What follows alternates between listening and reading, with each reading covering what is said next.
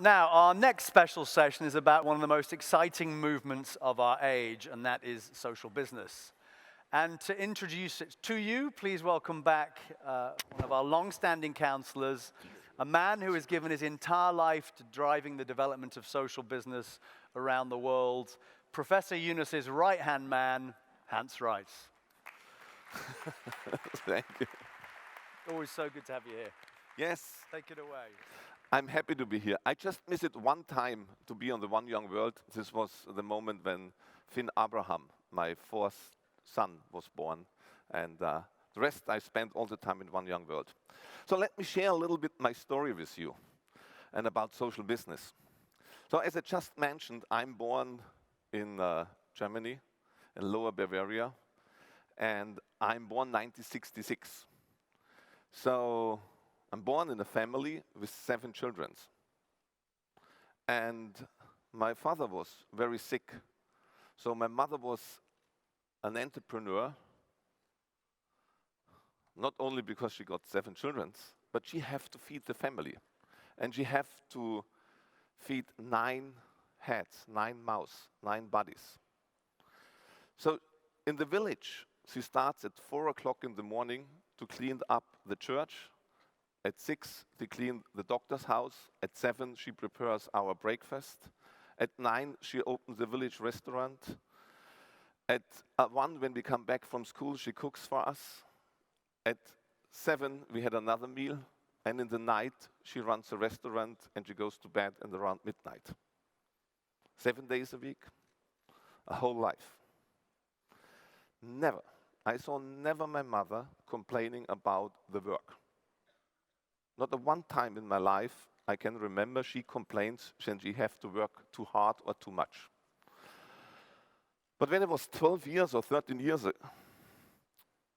and I always try to catch my mother on midnight when she had time. So I wake up, ask for a hot milk chocolate. And I had a talk at midnight with my mother, and I saw her I discovered she's crying, really heavy crying. And then I say, Mom, what's happened? Saying, yeah, I'm so worried about the money, Feeding 9 people is really heavy. Being all this stuff. So I did understand with 12, 13 years, I live in a paradise, protected by an unconditional love of my mother, and living in a big family. I saw how much worry she has when the money was not enough. So of course, with 12 years, you start to be a young boy and you want to contribute. You want to contribute to your family. So I asked people around me, can you give me a job? Can you give me a job so I can make some money? And then the people told me, Hans, you're 12 years old. You're not allowed to work. I said, but I want to do something. I want to help my mother. I want to help my family. So I ask many people in our restaurants to say what I can do. So I find out with the signature of my brother, I can open a company. Okay? So, and the cinema owner was a regular guest in our restaurant, and he complained so much about chewing gums. So I get my research done how I can solve this problem of chewing gums. So I try every technique to get rid of chewing gums. Then I design a business plan. I offer it to the cinema owner, and he said, but you can't work. I say, but look, I have a paper, I have a company now. So I start my first company with 13 years. With 16, I had 3 companies. With 18, I had 6 companies. I built my mother a bathroom, a house, take care about my younger brothers, even about my elderly brothers. And I was 19 years old, and I went out of school when I was 14. I was 19 years old, and I want to build close to our village a nuclear station. And then suddenly, I was a self-made man. I made $10,000 a month, give 80% to my mother, 20% I keep for myself. I had a very good life. So I not crucified myself, but I took care about the social aspects. So this nuclear power in our village, and remember, I born 66 in Germany, the Second World War was extremely present still. I felt very guilty. You know, when I was traveling in the young age, being German, you cross borders to France, the first what you have, a slap, because he was a German boy. You went to the Netherlands, you say, hello, I'm a German. Oh, we hunt Germans, Batsch. That was my youth when I was 18 to 20. That was my first experience to cross borders. Feeling very sad and sorry what my grandparents and the people did before, but I never was involved. 66, I have nothing to do, but still feeling responsible for it. So they built this nuclear power station close to the village, and suddenly in the 3,000 village citizen, we had 10,000 police people. It feels like war. Everybody was fighting about pro-nuclear, contra-nuclear, and have not a clue about what was right and wrong. So I asked my mother, because we really have a close, beautiful relation, and I asked her, and she never left the village, up to date. She's now 78 years old, she never left the village, she stays in the village, she serves to the village, she takes care now about elderly people. So I asked her, Mom, what I have to do to stop this?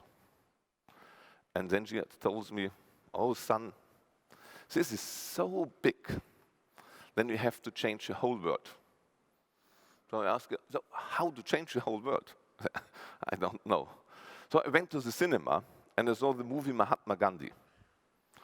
And I saw, you know, we feel very, very deeply, there's only one way to change in Germany, in my generation, is a non-violence way. So I saw this movie about Mahatma Gandhi and his idea about non-violence. Again, I go to my mother and I ask her, Mother, you know, I only was working for the last 7 years. I'm now 20, 21 years old. And Mom, I want to go to India. And you know, imagine I was the backbone of the whole family, the whole income maker. And my mother gave me the permit to let me go, hitchhiking to India. So I put some money together, I had enough for a couple of years, and I said, I want to study in India the way how to change the world on a non-violence way. Crossing borders, spending 3 months in Iraq, spending in Pakistan, reading the Quran, getting after a couple of months in India, in Varda. I saw there was no university what I was dreaming of to learn the way of Mahatma Gandhi, you know, learn the way of Satyagraha, learn the way of peaceful change. So sadly, I gave up because I was thinking, oh, here is something not to learn. So in an accident, I'm coming on the way, sitting on a temple, and somebody comes, what are you doing? I say, I'm here to study something, you know, I want to study a non-violence way. So then the man say, you want to study music? I say, music? I never was imagined about music. I was working my whole children's time and then youth time. I say, yeah, but playing music would be fantastic. So I studied South Indian classical music at the Meenakshi Temple in Madurai.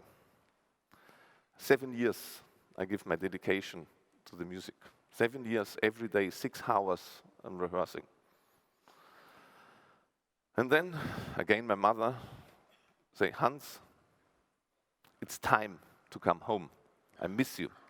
And of course, I follow my mother and I say, okay, I come home, visit you. So I come home, barefoot, with a dhoti, long hair, big drum, completely changed. Visit my mother, and as life is, as natural is, I meet a wonderful lady. She was art director at Ogilvy and Mother, a huge advertising company. And she asked me, can you help me with a job? I say, what's the job? There is a farewell ceremony for a big CEO of the German railway. I say, listen, I have all this address of big artists from Circus and from Cirque du Soleil and stuff like this. I went to the temple and I wrote that. I can call them, maybe they can do it. So they come. We did a huge event and it was so successful. I married this beautiful wife. We got the children. His name is Jakob. He's now 21 years old. And when he was born, I was thinking, now I have to be serious again. So I founded a company for him, to feed him. That's the only thing what I learned my whole life. You know, I can do anything else than just building a company if I see any problem. So I built a company for my son, it's called Cirque. This company is dedicated to creativity, and I took care about the company and the family again. And the family and the grows in a beautiful way, and as well the company. 10 years later, this company was voted to the most creative agency in Germany, 2005, 2006, 2007, 3 years in a row. And we was suddenly in the middle of this big corporate business, promoting all these huge dominant institutions, huge brand, global brand. And being in this whole fancy world and being one of the creative key player in a market, I made millions, but I just want to make the money for my family. So I said, what do I want to do with this money? So I'm looking around and getting keynote speaker, and then I hear about Professor Yunus. And I asked BASF, who was one of my clients, to say, hey, you have a big meeting. I have a great, maybe inspiring speaker. So I meet Professor Yunus the first time, 2007. And I listen to him. And that's very dangerous. So be careful when you listen now. Maybe it can change your life. It changed my life. Because what Professor Yunus did is, he explained something in such a clear, simple framework, what I was naturally doing my whole life. But I didn't have a clue about it. Then this could be a concept, or this could be even something what everyone, really is, every single person can do. So then he explained in a very clear word the social business framework. Something what I believe who is 100% always with us, but it was given us as a gift by young, dedicated people who love their family, who love their home in Bangladesh, and try to do something in piece by piece and creating this great brand, this great framework about social business. So if we talk now about social business, and if we talk about family, after 7 years being coached by Professor Yunus now, he gave me this great honor to tell him I'm his creative advisor, but honest, he is my creative advisor. He gave me so much creative input. He coached me 7 years about all this stuff. The last 7 years, so by 2007, 2008, I come together, asked my oldest son, Jakob, he was 14, 15 at this time, you're old enough now? Can I give the money what I have behind an idea? I take 10% for you, 10% for my mother, and the rest of my family, and the rest I want to give everything into promoting this idea about social business. My son was 14, 15 years old, and I say, Dad, you did enough. If you want to do this, do this. So I dedicate my whole entrepreneur skills. I sold around a dozen of companies. I keep only these companies who want to go the path of social business with me, and I followed the social business track now since 7 years. And what I did understand very precisely, the social business, the social conscience, the social creativity. Business, the original meaning of business is not an English term. It's an old term coming from North Italy. It means carefully together. That means some of you taking care about the food. Some of you taking care about the house, and you taking care about to protect and the firewood and to overcome the winter season. This is how business starts 1,200 years ago, and it's called business, carefully, precisely, together. So we totally misinterpreted the meaning of business on a way to say it's making money. So seeing the whole social business aspect and seeing the family, I always say, if you want to contribute something for us, then start in your family. See what you can do for your family. See what you can do. Even if you have a fight with your brother, with your sister, or with your grandma, or with your father, try to get peace at home. If you have peace at home, then contribute to the society. And the best way is to contribute to society in a peaceful way, in a non-violence way, in a way now where we say today, where we have so much pressure, with a 100% doubtless path to go, I'm totally convinced it's social business. Why? Because an economic society with social business is just simple a better society. Business is the most dominant institute of our time. Look to Procter and Gamble. Every day, 5 billion people contact with Procter and Gamble products. Look to this extremely dominant power of this institution. If we are able to transform this, then this is not only to making money, this is to making a justice, this is to making giving hope, this is making a peaceful way. That's why I believe social business is a path of non-violence, social business is a path of joy, and social business is a path of social creativity and social conscience. And when we have now this good luck, then Professor Yunus is with us, and he will explain the idea of social business. So when you look for a path, what you want to go in the future, and you want to do social business, then I really have to congratulate you, because there's not many paths at the moment that we can make a choice who is doubtless right. And this one is one of this. So enjoy the introduction of Professor Yunus on the social business way. Thanks a lot. Great. Thank you. Thank you. Very good. Well, thank you. I'll just try to highlight one or 2 points to supplement what Hans has said. I started my work way back not because I had a plan to do something. I didn't have any plan. But I saw an enormous problem in front of me in one tiny little village next to the university campus where I was teaching. So looking at those problems, you feel extremely desperate to do something. You don't know what to do, but you feel like you must do something to overcome the problems that you see in front of you every day. In your academic life, I'm a teacher, so I belong to the academic world. You learn how to achieve bird's eye view. A bird which flies very high can see a lot of things around.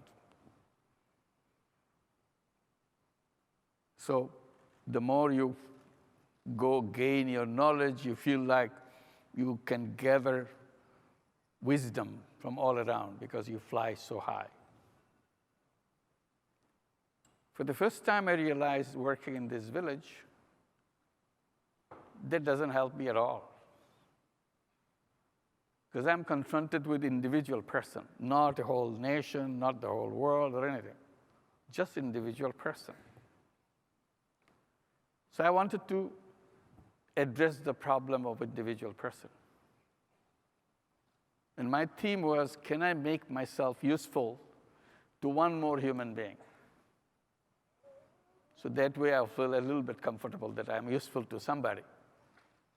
And that's a question to me. Am I a totally useless person? Do I have some use for somebody? So I was looking for how to make me useful to somebody. In the process, what I got started gaining another kind of eyesight. Not the bird's eye view. I started gathering worm's eye view. A little worm, see a little bit around you. And you try to fix things around you, nothing more than that. So that's my reaction to everything I did with the worm's eye view. Luckily, it helped me because I see things very clearly. In a bird's eye view, you see things hazily. You don't know what you're seeing. But in worm's eye view, you see very in a close range, but you see very clearly. When you see clearly, you act. The more money you make, more successful you are. That's the only measure of your success. You are making money for yourself. And suddenly it came to my mind, human beings are not money-making robots. But somehow, economics taught us to become money-making robots. Either we become a money-making robot, or we work for a company who is a money-making robot. That's our life. There is no alternative. So I said, how come world is assumed, it's assumed that all people in the world are selfish people, money-making robots? I said, whatever human beings are, definitely they are not single-dimensional people. There are many dimensions of human being. But economics put them into one dimension. Selfish dimension. There is no other dimension. What about selflessness? Oh, if you want to be selfless, go out and distribute your money away. Charity. I said, no, I don't want to do charity. I like charity, but I want a business way of doing this. Charity is a wonderful idea. It helps a lot of people. But one limitation of charity is charity money goes out, does a wonderful work, but it doesn't come back. So you have only one-time use of your money. And I didn't want to go into that direction where money goes away. I was trying to see if some way I can do the same thing what charity does, but money comes back. I said, why don't you put a business engine behind charity? It achieves the same objective, but people have to pay for it, and money comes back. Then you can recirculate the money. And I called it social business. Business to solve human problems in a sustainable way. Once I do that, then it becomes a very powerful money. Because in social business, money goes out, does the work, and it comes back. So you can use it again and again and again in an unlimited fashion. So you can do lots of things with the same money. That excited me. I created company after company as a social business. Then people say, this will not work. Social business is not going to work. Why not? Because you have taken away the profit motive. What drives the world is personal profit making. You have to make money. That's what people go crazy about, making money. I said, yeah, you're using the right word, crazy. People do really get crazy. We want to keep them sane, not crazy. But let them do whatever they want. I said, yes, profit is a very important incentive. But it's not the only incentive in the world. And I started saying, making money is very powerful idea. It drives people to do more. Making money is happiness, because more money you make, more happy you get. I said, making money is a happiness, but making other people happy is a super happiness. So it's not one incentive. There are many other incentives. So you have to test it out. You have to feel it, whether this is true or not. And those who have tested it, they will say, this is a much better exciting thing to do, to touch people's life. And that's what it kind of gets us excited about the social business. So we created many of those social business called non-dividend company to solve human problems. Very simple thing. For example, you'll see in every country, every society, agriculture. The farmers, the producers, work very hard to produce whatever they produce. But they don't get the return they deserve. But the consumers who are consuming their products, they pay a lot of money. Consumers are paying a lot of money, but the producer not getting money. Who gets it? Some people in the middle who didn't produce, just change hands and add little frills into it.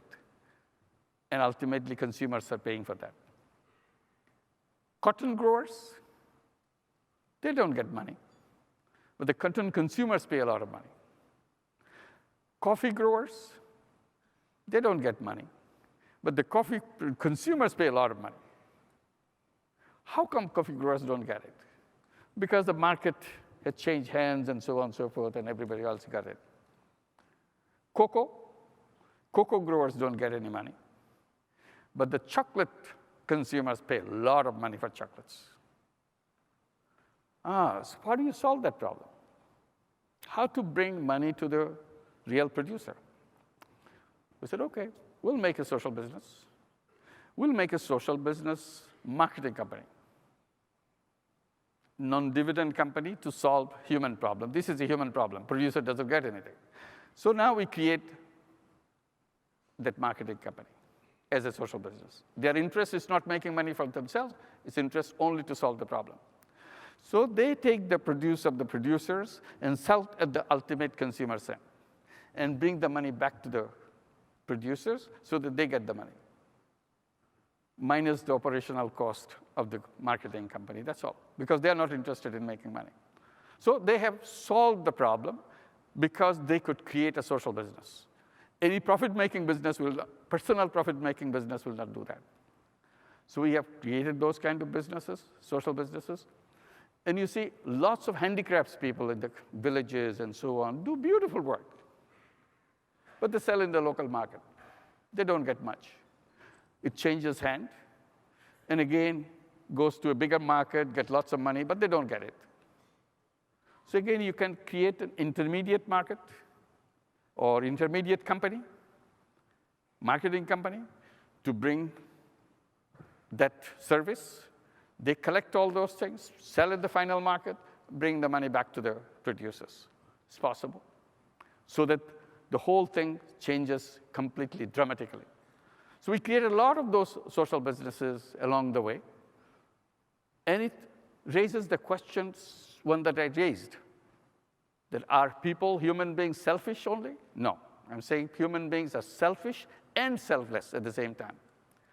But the economists made business on the basis of selfishness only. I'm saying, no, there could be business on the basis of selfless too. So it's up to you to decide which part of you want to promote. You want to promote your selfishness, or you want to promote your selflessness. In the selflessness, you change the world. In the selfishness, you change yourself, make very rich, super rich, super, super rich. That's it. So it's a choice between the two kinds of things. And you can run both. You can create a social business to change the world, address the problem that you see around you, or you can create conventional business, money-making business at the same time. So you can have two kinds of business, own both. There's no problem. Today, economic world doesn't have that option. Only option is to make money. So I'm bringing the other option, social business option. And it's very exciting. Once you have done that, you see all the problems of the world can be solved very decently, very nicely. And there's come the young people.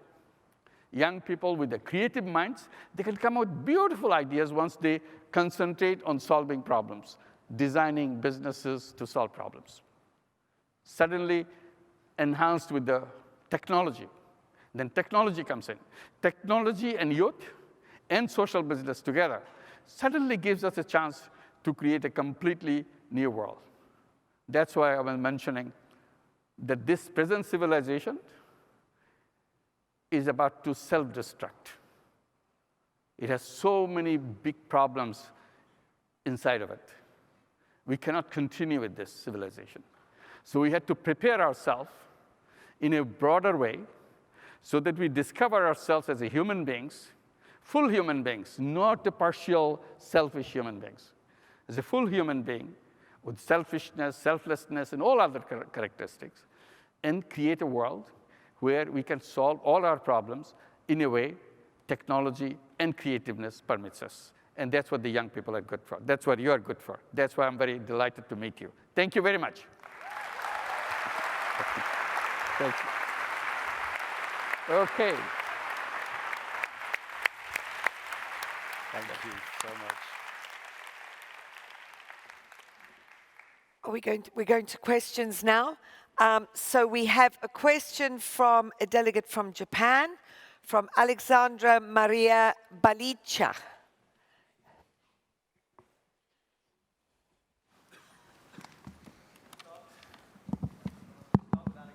Then we're going to go to Joanna right. Schmidt and then Donald Bambara. So if you can just get ready for the next two questions, Alexandra. So Johanna and Donald, if you can be at the mics ready to go.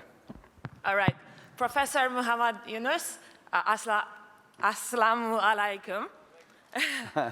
Sawadika, everybody. I'm Alexandra, originally from Romania, but I currently live in Japan. As you know, many Japanese companies are very traditional. They keep their culture, they're very strong.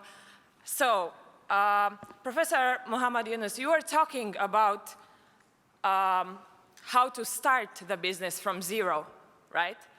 But my question is, for the companies who are already very strong, they have a big global coverage, they have many connections, how do we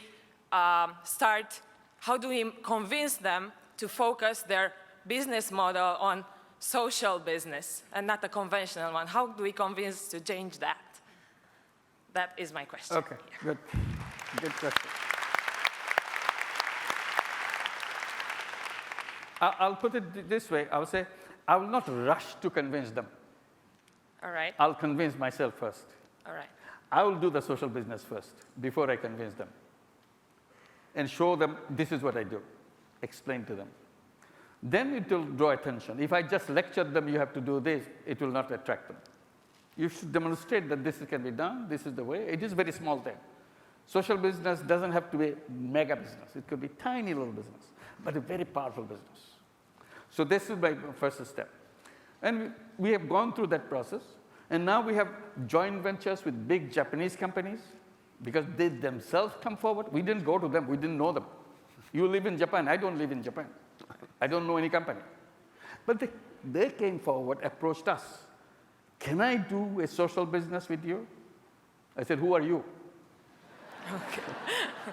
So they explained. And this is how it began. Uniqlo. I'm sure you're familiar with it. Yeah. We have a joint venture with Uniqlo because Inai-san suddenly took so much interest in the idea of social business. And he does a beautiful social business in Bangladesh. Yukigine Maitake in Japan again. Yes. Again, they came forward to create a social business with us as a joint venture. So we have several joint ventures now with the Japanese company. And one joint venture we have with this Canadian company, McCain. It's very interesting. There are many others, German companies, British companies, US companies. They came forward to us because of the excitement of what we do and so on, joint venture. Danone is a big case in France. We do joint venture. McCain is interested.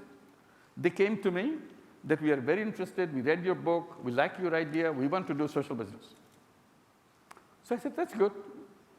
Do you understand social business? He said, yeah, we read your book, so we understand a little bit. I said, but who are you? What do you do? He felt a little embarrassed because I don't know anything about them. He said, do you like French fries? I said, yeah, I like French fries. So next time you eat French fry anywhere in the world, remember, you are eating most probably McCain French fry. Because we control 80% of the French fry market in the whole world. I said, oh my God, you are big. He said, yes, we are big. So now we have a joint venture. We run social business in Colombia. Because Colombian coffee growers lost all their business. Coffee growers don't have any business in Colombia because Indonesians' coffee became the top, or Vietnamese coffee took the market. Colombian coffee went down. So they have no business, no job left, sitting idle. So we created a social business with McCain, producing potato in the state of coffee. So big companies will come provided we give them the alternative. It's something they're looking for. Then they have lots of options. We can discuss about that. CSR money, foundations money, individual company money, and all kinds of things. Even the shareholders' money itself. Like Danone has created a whole Danone Communities Fund by taking separate investment from their shareholders to invest in social businesses around the world.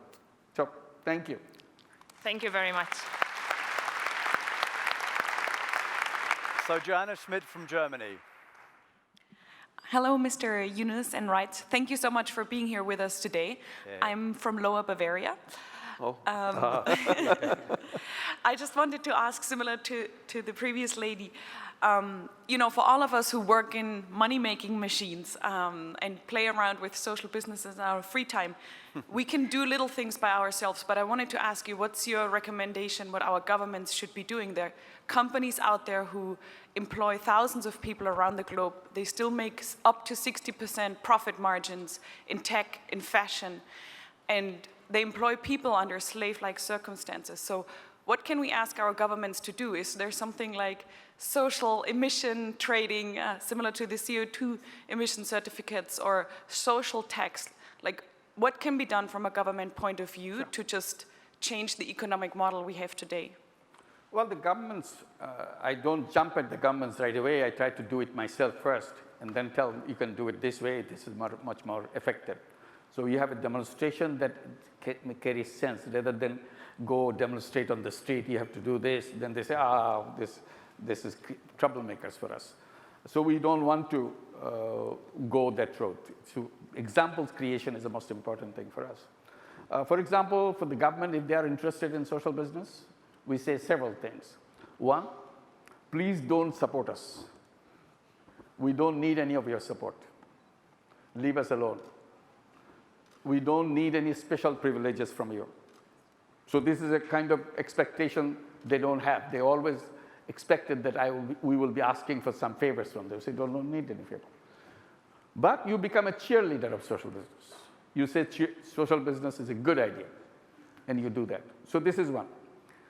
Many of these local governments taking initiatives now on their own. Cities, for example, they're declaring themselves a social business city. Why? Because they want to solve the problem of the city by creating social business rather than by donations, by charity, and so on. Like Wiesbaden, the city where Hans is from, they declared themselves as a social business city. So they're working on that, so how to solve the problem. So they took the interest because they saw the examples and saw the benefit in that. Barcelona recently, it's getting ready for declaring itself social business. Several other cities around the world doing the social business. So big government can do that too.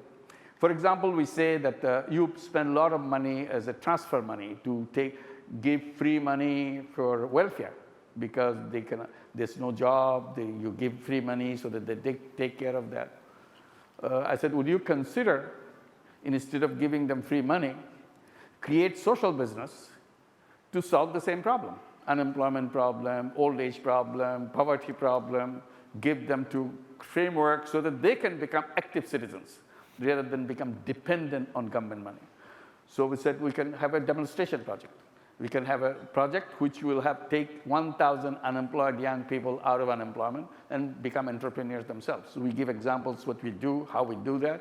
So this is one of it. We always come up with examples for them, not forcing them as an option. This is, you are giving away money. That money, every year, you have to put it in your budget. And this budget, charity budget, becomes bigger and bigger. Now, if you do it in a social business, your budget will become slimmer and slimmer because they become independent themselves rather than dependent on you. The state charity doesn't solve problems. The state charity can only maintain a problem at the level they are. That's all. So they cannot solve the problem itself. So this is a problem solver. You take people out of welfare, so they are not dependent on the government. They become independent of their own and completely contributing to the economy itself. So this is the strategy that we try to follow so that they become interested. And whatever charity money you're giving, think about investing in social business in a state in a partial way, 5%, 10% of that money in social business so that you can see, you can test it out, which one is a better option for that. And there is a foreign aid that you give to international foreign aid going to the poor countries, which is, again, most of it as a grant. If the grant money goes, it does the work, but money doesn't come back. We said, why don't you invest it in a social business in those countries and bring collaborations with your companies, collaborations with the local companies, and so on, so that the money can recycle, at the same time problem gets solved. So this is the direction that we try to take. Thank you. Thank you. And our final question from Donald Bambara from Burkina Faso. Yeah. Donald. It's a pleasure of having you here because you represent an inspiration for many of us here. And I have two questions. And the first one is, what is the business idea the world needs right now to solve development issues? And the second one is, how can a solution from developing country context can be scaled up to other regions and borders across the world? Thank you. Let me take the second question first. Yeah. There is no problem called third world problem. All problems are same, no matter whether you're a rich country or you're a poor country. Rich country has the problem of poverty. Lots of people in rich countries are extremely poor.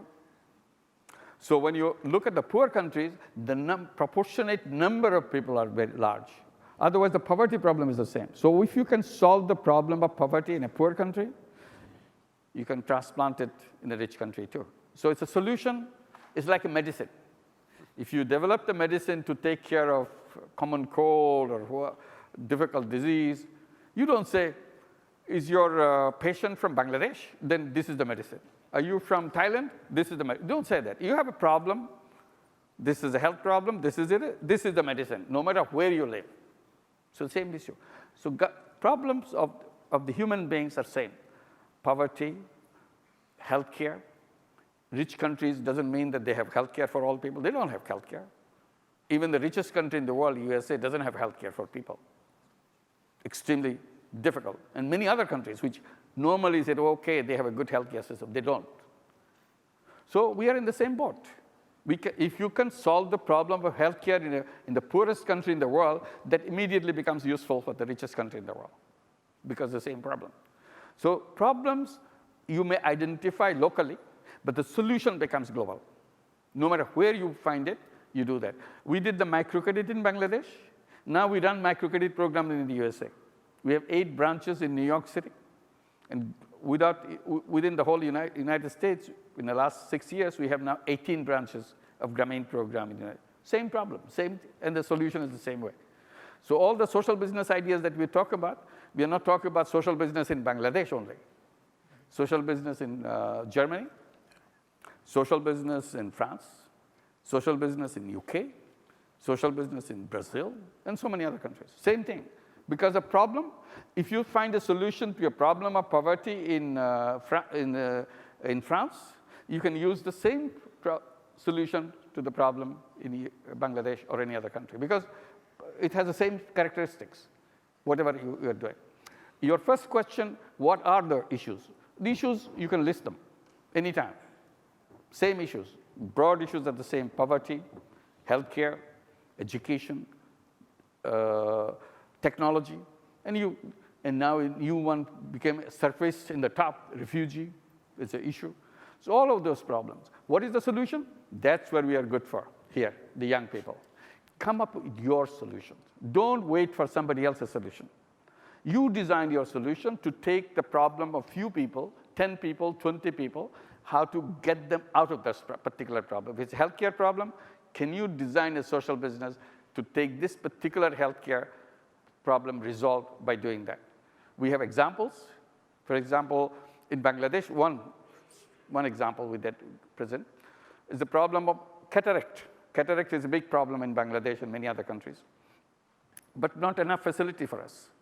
So what we did, we created a cataract hospital in a remote village, because all the cataract surgery facilities are in the capital city. Not everybody in the country can afford to bring their patients and their old people to come and do that. Family has to move to do that. So they cannot do that. So they lose their eyesight. So we said, okay, we'll do it in the remote village. So we created a hospital as a social business so that we can earn enough to sustain itself. And the first eye care hospital we did, it came into break-even point in 4 years. we are very happy. We can cover all our costs, and people are getting the service. All the people are becoming popular. Then we have the second eye care hospital in another part of the country. That came to break-even point in 3 years. So we are very happy. Now we set up the third hospital. And third hospital is running, and fourth hospital is under construction. With a social business principle, each one of these hospitals, as they come to the break-even point, they start paying back the money that we have invested. As we get the money back, we create another new cataract hospital. So we can create, with the same money, a chain of eye care hospitals.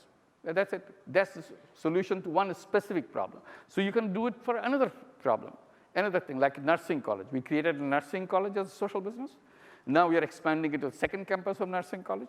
It's an amazing thing. People are unemployed in Bangladesh, but they don't have any nurses in Bangladesh. Very few nurses. I said, my God, why don't we create nurses? And they will have a decent job, and healthcare will be improved.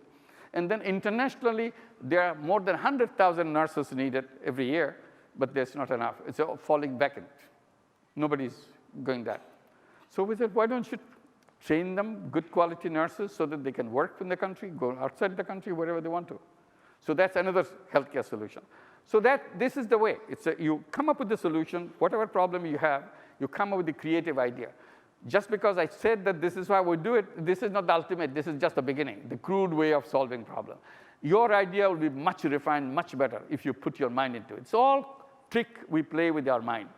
Whichever direction we want to put our mind, that's the direction it flourishes. So once we can get out of those money-making idea, personal money-making idea, to solving problems, suddenly that creative power comes in a big jump to solve all those problems. Thank you. Thank you very much.